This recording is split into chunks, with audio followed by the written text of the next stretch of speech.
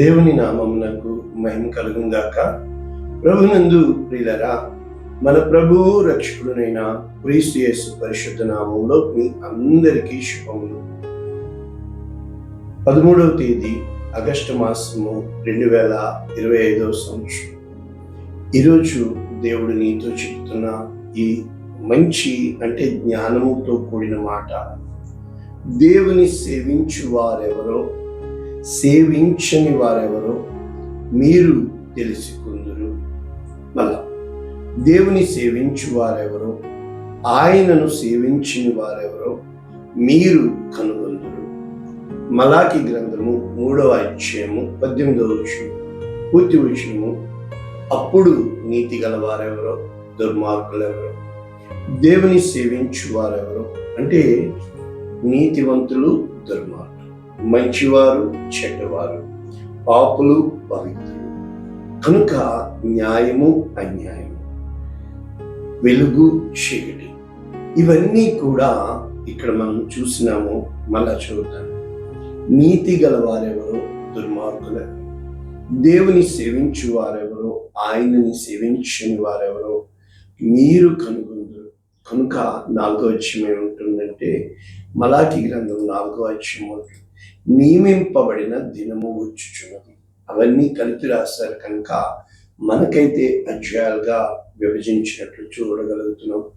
ఈరోజు ఈ వాక్యం నేర్చుకునే ముందు ఇంగ్లీష్లో new living translation, Malachi chapter 3 verses 18, then you will again see the difference between the righteous and the wicked.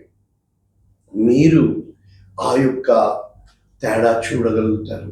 ఎవరు నీతిమంతులో ఎవరు దుష్టులో, between those who serve God and those who do not. ఎవరు నిజంగా దేవుణ్ణి ఆరాధిస్తున్నారో, లేకపోతే పరిచారకులు, లేకపోతే సేవకులు, ఎవరు కాదు మీరు గుర్తెరుగుతారు. ఇది చాలా అద్భుతమైన వాక్యము. ఎలా నేర్చుకోవచ్చు అంటే, ఈ మలాకి గ్రంథంలో ఎన్నో ప్రశ్నలు వాళ్ళు ఇశ్రాయేలీయులు దేవుణ్ణి అడుగుతున్నట్లు చూస్తున్నాం. నీవు మమ్మల్ని ఎలా ప్రేమించు, నీవు మా ఆరాధన ఎందుకు అంగీకరించు, మా ప్రతిష్టార్పణను ఎందుకు అంగీకరించు, ఈ 3వ అధ్యాయంలో మేము ఎక్కడ దొంగిల్లాం, ఎందుకు దశభాగాలు ఇవ్వాలి, ఇలా ఎన్నో ఉన్నాయి. నిజంగా ఒకటి చెప్పని అంటే, ధర్మశాస్త్రం కొట్టివేయబడింది అని అందరూ చెబుతున్నారు, దశభాగాలు లేవని ఒక మాట చెప్పినారు. ధర్మశాస్త్రము అంటే ఏంటి? యేసుక్రీస్తు ప్రభు వారు ఏం చెప్పారంటే, ప్రవక్తల ప్రవచనములైనను ధర్మశాస్త్రములైనను కొట్టివేయుటకు రాలేదు, కానీ నెరవేర్చుటకే వచ్చి ఉన్నారు. కరెక్టే. కొత్త నిబంధనలో దశభాగాలు ఇవ్వమని చెప్పలేదు. మరి మలాకి గ్రంథంలో అనేకమైన లేఖనాలు క్రొత్త నిబంధనలో నెరవేర్పులో మనం చూడగలుగుతున్నాం. ఏలియా ఆత్మ, బాప్తిస్మిచ్చు యోహాను, ఇలాగా ఎన్నో లేఖనాలు నెరవేరినట్లు చూస్తున్నాం. నిజంగా ధర్మశాస్త్రం అంటే ఏంటంటే, పెంటెక్యూక్, తోరా, ఆది కాండము, నిర్గమకాండము, లేవీ కాండము, సంఖ్యాకాండము, ఈ 4 ధర్మశాస్త్రం అయితే, ద్వితీయ ఉపదేశకాండం 5వ గ్రంథం, ఇవి ధర్మశాస్త్రం. మరి దేవుని వాక్యం చెప్తుంది, మోషే ద్వారా దేవుడు ధర్మశాస్త్రము అనుగ్రహించెను, యేసుక్రీస్తు ద్వారా కృపా సత్యములు కలిసింది. మరి మిగిలినవి మనం చూస్తే రాజుల చరిత్ర, మిగిలినవి మనం చూస్తే ప్రవక్తల లేఖనాలు మనకి కనబడుతున్నాయి. కనుక ఆ ప్రవచనాలు ఈరోజు జరగట్లేదు, నెరవేరట్లేదు అంటే, మరి యెషయా 53 యేసుక్రీస్తు ప్రభు వారు చనిపోయారు కదా. ఏంటి అంటే, ఒకే ఒక్క మూల ఆజ్ఞ. అది నేర్చుకునే ముందు చాలాసార్లు మన జీవితంలో మంచిని చెడుగాను, చెడుని మంచిగాను, చాలాసార్లు మనము మోసపోవడానికి గల కారణం ఏంటంటే, మోసపోతే తప్పు లేదు. ఇక్కడ ఏం చెప్పబడుతుంది అని అంటే, ఒకరు రాశారు, నాకు బాగా నచ్చింది. నీవు మోసగాడిని ఎవరు మోసం చేస్తున్నారు గుర్తిస్తే తప్పులేదు, గుర్తించకపోయినా తప్పులేదు. ఎందుకంటే నీవు ఒకసారి మోసపోతావు. కానీ మంచివాడెవడో నీవు తెలుసుకోకపోతే నీ జీవితం అంతా ఆ మంచివాడిని తన్నేసుకోవడం వల్ల కుమిలి కుమిలి ఏడ్చినా కూడా ఆ మంచివాడు మళ్ళా నీ దగ్గరికి రాడు. జీవితంలో చాలాసార్లు మనకి తెలిసిందే జ్ఞానము అంటూ ఉంటాం. మోసపోకుడి, దేవుడు వెక్కిరింపబడ్డు. మనిషి ఏది విత్తునో అదే పంటకు. ఇక్కడ మలాకి గ్రంథం 3వ అధ్యాయము మనము చూసినప్పుడు ఏం ఇక్కడ చెప్పబడటానికి ప్రయత్నం చేస్తున్నాడంటే 13వ వచనం, యెహోవా సెలవిచ్చినదేమనగా, నన్ను గూర్చి మీరు బహు గర్వపు మాటలు పలికి ఏం చెప్పామని మీరు నన్ను అడుగుతున్నారే.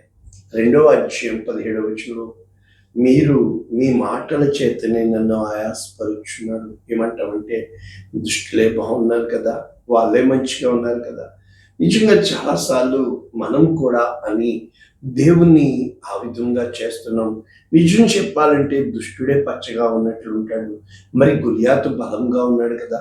ఆ ఫిలిస్తీన్లందరూ ఆ రోజుల్లో ఎంతో శక్తిమంతులు, ఉన్నతమైన దేహులు, ఉన్నతమైన పట్టణములో ప్రాకారములు కలిగి ఎరుకో పట్టణం ఉందని మనం చూడగలుగుతున్నాం కదా.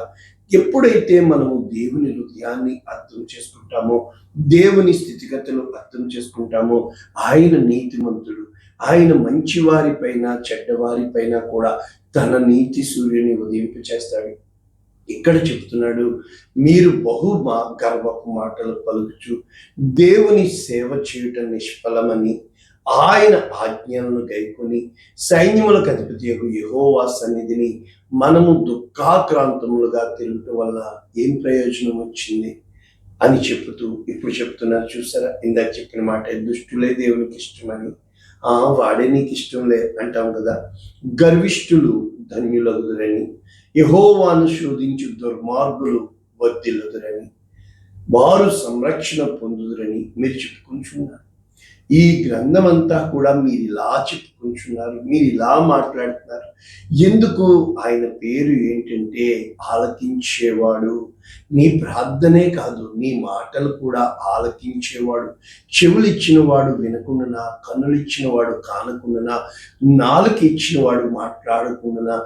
ఇక్కడ చెప్పబడుతుంది, మీరు మాట్లాడుకుంటున్న ప్రతి మాట యెహోవా యందు భయభక్తులు కలిగిన ఇద్దరు ఒకరితో ఒకరు ఒకరినొకడు ప్రేమించండి, ఒకరిని ఒకడు గౌరవించండి, ఒకరికొకడు బాధ్యత కలిగి ఉండండి అని దేవుడు సర్దుకుపోయాడు. కారణం నేర్చుకుందాం. అయితే ఇక్కడ దేవుడు చెప్తున్నాడు, యెహోవా చెవియొగ్గి ఆలకించడమే కాకుండా ద బుక్ ఆఫ్ రిమెంబరెన్స్, జ్ఞాపకార్థ గ్రంథంలో రాయబడుతుంది. కానీ ఎప్పటి వరకు? ఆయన నియమించబడే దినము రాగా. కనుక ఎవరు ఆయన స్వకీయ సంపాద్యమో, ఎవరు ఆయన్ని తోసివేశారో, కనుక తండ్రి తనను సేవించు కుమారుని కనికరించినట్లు నిన్ను నన్ను దేవుడు కనికరిస్తాడు. కనుక ఆ సమయంలో, అంటే ఆ కోత కాలం అన్నప్పుడు, ఆ తీర్పు దినం అన్నప్పుడు, అందుకనే మత్తయి సువార్త 13వ అధ్యాయము, మత్తయి సువార్త 25వ అధ్యాయము, పరిశుద్ధ గ్రంథంలో ఎన్నో చోట్ల గోధుమలను గురుగులను కలిసి ఎదగనివ్వండి, మంచివారిని చెడ్డవారిని ఉంచేవాడు దేవుడే. కారణం ఏంటంటే ఆ తేడా తెలియడం కోసం. ఇప్పుడు మనము డీటెయిల్డ్గా వెళ్ళిపోతే అసలు ఆదికాండం మొట్టమొదటి ఆజ్ఞ ఏంటో తెలుసా? 2:17 ఏమని చెప్తుంది? నీవు అన్ని తోటలోని చెట్ల ఫలములు తినొచ్చు, కానీ మంచి చెడు తెలివినిచ్చు వృక్ష ఫలమును తినకూడదు. అయితే దుష్టుడు వచ్చి ఏం చెప్పాడు? నీకు మంచి చెడు తెలుస్తుంది, కరెక్టే, కానీ ఏది మంచి ఏది చెడు? మరి ఆ వివేచన దేవుడు ఇవ్వాలి కదా. ఆ జ్ఞానం దేవుడు చేతులు కాలేకే కదా. ఎవడు మంచోడో ఎవడు చెడ్డోడో, మనకి ఎవరు నీతిమంతుడో తెలుస్తుంది. కనుక పరిశుద్ధ గ్రంథం అంతా కూడా దేవుడు వెతుకుతూనే ఉన్నాడు. ఎవరైనా ఒక్కరైనా నీతిని అనుసరించి, కారణము నీవు నీతిని అనుసరించి నడిచిన మరుక్షణం అనేక శ్రమలు వస్తాయని మనం చెప్పే మాట, నేను చెప్పే మాటే. కానీ అర్థం ఏంటో తెలుసా? అవి శ్రమలు కాదు, నీకు పరీక్షలు అని చెప్పొచ్చు అన్న, పరీక్షలు అని కూడా కాదు. నీకు ఒక్క మాట చెప్పనా? నిన్ను దేవుడు తన రెక్కల చాటున భద్రపరిచి అడుగడుగునా నీవు జారిపోకుండా ఇంకా కొంచెం కాలం ఓర్చుకుంటావా? నీ అందు నా ప్రతిఫలము కావాలని, ప్రతిబింబించాలని నిన్ను నా కుమారుడిగా చేసుకోవాలని, నిన్ను విమోచించుటకు, నిన్ను ఈ లోకమునకు దీపస్తంభముగా అని దేవుడు నీ కోసం ఎదురు చూస్తున్నాడని, అందుకని ఇవే మాటలు ఇర్మియాతో చెబుతూ ఎన్నోసార్లు చెప్పాను కదా. ఇర్మియా గ్రంథం 15:19 ఏమంటున్నాడు? నీవు నా తట్టు తిరిగిన ఎడల, నీవు నా సన్నిధిని నిలుచున్నట్లు నేను నిన్ను తిరిగి రప్పిస్తాను. అయితే నువ్వేమి నేర్చుకుని ఉండాలి? ఏవి నీచమైనవో, ఏవి ఘనమైనవో, ఏవి ప్రధానమైనవో, ఏవి అల్పమైనవో, major, minor, good and evil. కనుక ప్రతిదీ కూడా నీవు రుచి చూచి ఎరగాలి అనుకుంటావు. అందుకనే ప్రసంగి చెప్తాడు, నేను ప్రతిదీ రుచి చూసి తెలుసుకున్నాను, యెహోవా యందు భయభక్తులు కలిగి ఉండుట తప్ప మరి శ్రేష్టమైనది ఏదీ లేదు. యవ్వనుడా, నీ యవ్వనమును బట్టి నీ ఇచ్చన చొప్పున సమస్తము చేయి, కానీ కాన్సిక్వెన్సెస్ నువ్వే భరించాలి సుమా. నీవు మారాలన్నా నీవే, నీవు 10 మందిని చంపేయాలన్నా నీవే. కనుక అప్పుడు నీవు నా నోటి వలె ఉంటావు. నీవు వారి తట్టు తిరగకూడదు, కానీ వారు నీ తట్టు తిరగవాలను. ఇంకా మనం చూస్తే కొరింథీయులకు రాసిన పత్రికలో ఇక్కడి నుంచి డినామినేషన్స్ వచ్చినాయి అని, అంటే మనం చెప్తాం కదా, మేము బాప్టిస్టు, మేము లూథరను, మేము పెంతెకోస్తు, మేము సిఎస్ఐ. అక్కడ అలా కాదు.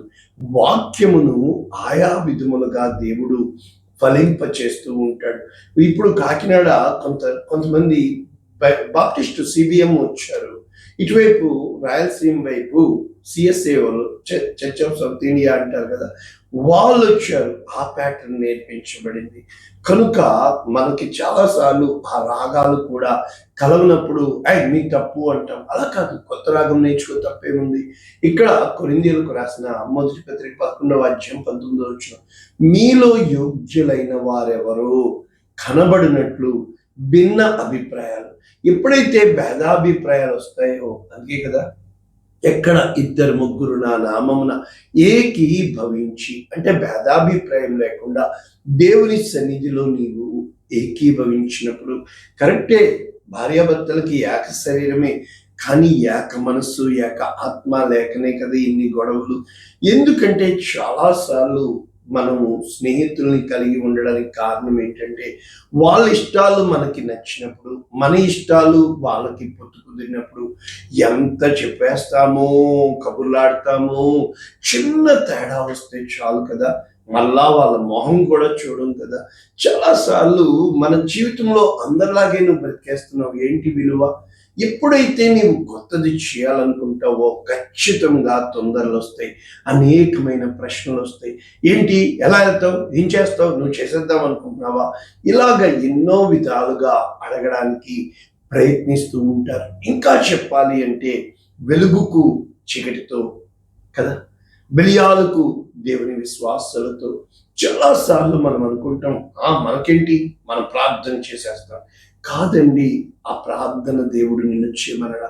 ఎంతో మంది నా దగ్గరకు వచ్చి వారు ఆ విధంగా అయిపోయినప్పుడు అడుగుతాను, ఎవరితో మాట్లాడారు, ఇన్ఫ్లుయెన్స్ అయిపోతావు. సినిమాలు చూడొద్దని ఏం చెప్పలా, కానీ ఆ రోజుల్లో సినిమాలు లేవు కదా, అలా కాదు, ఇన్ఫ్లుయెన్స్ అయిపోతావు. నీకు తెలియకుండా నీవు లీనమైపోతావు. నీవు హీరో రోల్లోకి వెళ్ళిపోతావు, నీ హీరోయిన్ రోల్లోకి వెళ్ళిపోతావు. మనసు, మమత, అంతరంగాలు. కనుక ఏమైపోతావు అంటే నువ్వు వాటిని అలవర్చుకుంటావు. కనుక వారి పద్ధతి చొప్పున నువ్వు నడవకూడదు అంటాడు. వారితో బియ్యం అందకూడదు అంటావు. వారి దేవతలను నీవు కొలవకూడదు అంటాడు. కారణం ఏంటంటే ఎరికో గోడల్లో ఆ యొక్క ఆకాను చిన్న వస్త్రం తెచ్చుకున్నాడు, తప్పేంటి, కానీ అది శపించబడింది, శపితమైంది. కనుక పరిశుద్ధాత్మ దేవుడు పరిశుద్ధుడు రాలేకపోయాడు. వారు అనేక మంది చనిపోవడానికి కారణమైంది. అదే విధంగా అమాలేకీయులు లేకుండా తుడుపు పెట్టమని సౌలుని పంపించినప్పుడు, సౌలు ఎప్పుడైతే అగగు రాజును తెచ్చుకొస్తాడో, మళ్ళా ఆ మంచి బలిసిన ఆ యొక్క పశువుల్ని తీసుకొచ్చి బలి ఇస్తానంటాడో, వాటిని చంపి పాడేసి సమూయేలుకి ఆ యొక్క కోపం తట్టుకోలేక చెప్తాడు, ఆ శపించబడింది నిన్ను తేవద్దు, పసిబిడ్డల్ని సైతం చంపేమని దేవుడు నీకు ఆజ్ఞ ఇచ్చి ఉంటుండగా నీవు వివేకము లేక ఆ తిరుగుబాటు స్వభావము కలిగి ఉన్నావు. కనుక నీ రాజ్యం నీ యొద్ద నుండి తీసివేయబడుతుంది. తన చిత్తానుసారమైన హృదయం కలిగింది. అది శపితమైంది కాబట్టి అక్కడికి వెళ్ళొద్దు అంటున్నాడు దేవుడు. ఇక మూడవది మనకందరికీ తెలుసు, అదే మొట్టమొదటిది. ఆ పండు తినడం వల్ల ఏం కాదు. అయితే దేవుడు మరి అనేక చోట్ల, మరి ద్వితీయోపదేశకాండం 30:15 ఇలాగా ఎన్నే చోట్ల ఏమని చెప్పబడుతుంది తెలుసా? చూడుము, నేను నీ ముందు ఆశీర్వాదమును శాపమును, జీవమును మరణమును, మేలును కీడును నీ ఎదుట పెట్టి ఉన్నాను. అవి రెండు పెడితేనే ప్రేమ అంటే తెలుస్తుంది. నీకు చాయిస్ ఇవ్వబడాలి, కానీ నువ్వు ఏది చూజ్ చేసుకుంటావు తెలుసా? లోతుని చూజ్ చేసుకోమన్నప్పుడు తన కళ్ళకి ఇంపుగా ఉన్నది చూజ్ చేసుకొని సుధమ గొమొర్రా పట్టణంలోకి, నాశనమైన పట్టణంలోకి వెళ్ళి తన కుటుంబం యావత్తు నశించిపోయినట్లు మనం చూస్తున్నాం. ప్రభునందు ప్రియులారా, ఈ రోజున మన జీవితంలో మనకన్నీ తెలుసు అనుకుంటున్నాం, కానీ వివేచన ఉందా? తెల్లవన్నీ పాలు, నల్లనివన్నీ నీళ్లు కాదండి. నిజంగా నీవు రుచి చూచి అనుభవము నేర్పించే పాఠాల్లో, స్కూల్లో చదివి నేర్చుకున్న పాఠాల కంటే అనుభవం నేర్పించిన పాఠాల ద్వారా నేర్చుకున్నది ఎంతగా మన జీవితానికి, నా జీవితంలో సైతము నేను అనుభవంతో లోబడటం నేర్పించుకున్నాను. నా మనస్సుని తగ్గించుకోవడం నేర్పించాను. నా మనస్సుని కంట్రోల్లో పెట్టుకోవడం. నీకు తెలుసా, దేనన్నా కంట్రోల్ చేయడానికి ప్రయత్నిస్తున్నావు, కానీ ఏ రోజున నీ మనస్సుని కంట్రోల్ చేయడానికి నువ్వు ప్రయత్నిస్తున్నావా? ఈ రోజు నుంచి మంచిది చెడేది ఒక్కసారి తొందరపడద్దు సుమా. ఎందుకంటే తొందరపడి తీర్పు తీర్చడం వల్ల ఎన్నోసార్లు మంచి వాటిని మనం తన్నేసుకున్నాం, మంచి వారిని మనం పోగొట్టుకున్నాం. నీ క్షేమము నా క్షేమము కోరే వారిని మనం దూరం చేసుకున్నామేమో. కనుక ఖచ్చితంగా దేవుడు తీర్పు దినము ఒకటి పెట్టాడు. కాబట్టి ఆ దినమున దుష్టుల మార్గము నాశనమునకు నడుపును, నీతిమంతుల మార్గము యెహోవాకు తెలియను. నీతిమంతులు దుష్టులు వారు ఖచ్చితంగా వేరు చేయబడతారు. గోధుమలు గురుగులు ఖచ్చితంగా వేరు చేయబడతాయి. అసలీ నకిలీ ఖచ్చితంగా తోడేళ్ళు, అదే విధముగా వెలుగుదూత వేషం వేసుకున్న వారు అన్నీ కూడా తెలియపరచబడతాయి. కనుక ఏ రోజున అయితే మన జీవితంలో దేవుడుగా గల జనులు ధన్యులు. ఆయన కోసం ఎప్పుడైతే నువ్వు స్థిరమైన అభిప్రాయం కలిగి నిలబడి ఉంటావో, నీవు నమ్మిన మార్గంలో నీవు ఎన్ని ఆటుపోట్లు వచ్చినా, ఎన్ని శోధనలు ఎదురైనా కూడా విశ్వాసము కలిగి ధైర్యంగా ముందుకు సాగుతావో, అప్పుడు దేవుడు నీ దేవుడిగా పిలువబడడానికి మరి ఒక అబ్రహాముని పిలిచి శోధన లేకుండా తీసుకెళ్ళాడా? ఒక యోసేపుని శోధన లేకుండా చేశాడా? ఒక దావీదుని, దానియేలుని ఖచ్చితంగా శోధనలు వస్తాయి, కానీ వాటి నుంచి తప్పించేవాడు దేవుడే.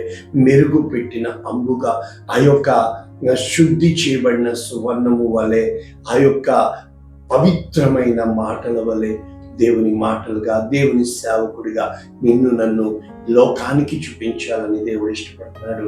ప్రార్థన చేద్దాం. పరిశుద్ధుడా, ప్రేమ కలిగిన తండ్రి, మితమైన వాక్యమును దీవించమని, అనేక మందికి ఆశీర్వాదంగా చేయమని, ఈ రోజు నుంచేనైనా ఏది మంచి ఏది చెడు అటువంటి వివేచన జ్ఞానం మాకు అనుగ్రహించమని, ఏ ఒక్కరిని తొందరపడి తీర్పు తీర్చువారంగా ఈ రోజులే చెడ్డవి అని, ఏ ఒక్కరిని ఆరు చెడ్డవారు ఏడు మంచివారని వేలెత్తి చూపించకుండా తీర్పు తీర్చుకుడి అన్న ప్రకారం మేము ఎవ్వరినీ తీర్పు తీర్చకుండా నీకు లోబడి ఉండుటకు సహాయం చేయమని యేసు శ్రేష్టమైన నామమును దీవిస్తున్నాము తండ్రి. ఆమేన్. God bless you all. దేవుడు నిన్ను దీవించుగాక.